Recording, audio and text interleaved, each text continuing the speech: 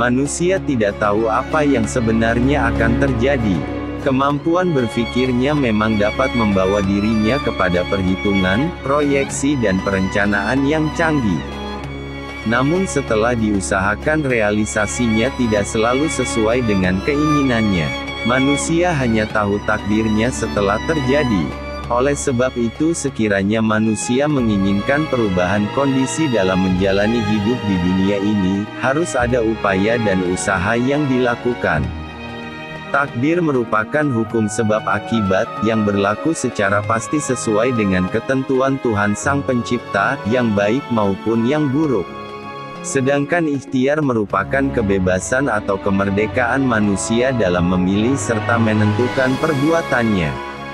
Karena kompleksitas takdir itu sangatlah rumit, sehingga banyak misteri yang belum terungkap oleh akal manusia, yang sangat terbatas untuk memahami takdir itu sendiri. Profesor Quraish Shihab menambahkan, takdir itu secara bahasa, artinya ukuran.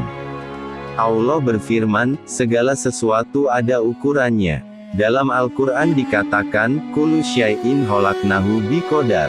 Allah menurunkan hujan sesuai takarannya. Kalau terlalu banyak tiap turun hujan, pasti akan terjadi banjir. Semua sudah ditentukan dan diukur. Sebagai contoh, ada dua mobil, satu mobil balap, satu lagi mobil rongsokan. Mobil balap kecepatannya bisa sampai 200 km per jam, sementara mobil rongsokan hanya 70 km per jam.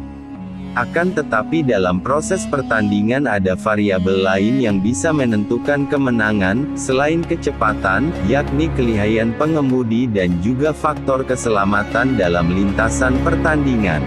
Berbagai variabel dan faktor lain inilah yang kadang sulit bagi manusia untuk menentukan sebuah kepastian dari hasil sebuah proses. Ukuran yang sudah ditetapkan Allah untuk hambanya adalah takdir. Sementara hasil yang diterima adalah nasib. Takdir tidak sama dengan menerima nasib secara pasrah, dalam arti tidak mau berusaha sama sekali. Doktrin tentang takdir dalam Islam tidak mengarahkan manusia ke sikap fatalistik, atau menyerah kalah kepada nasib. Islam sangat menekankan pentingnya usaha dan amal perbuatan. Dalam Al-Quran dinyatakan manusia tidak akan mendapatkan sesuatu selain yang dia usahakan.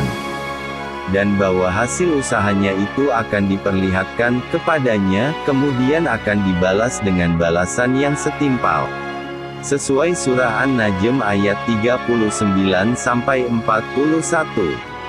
Ayat ini sering dijadikan rujukan pandangan bahwa makna takdir harus diletakkan secara proporsional.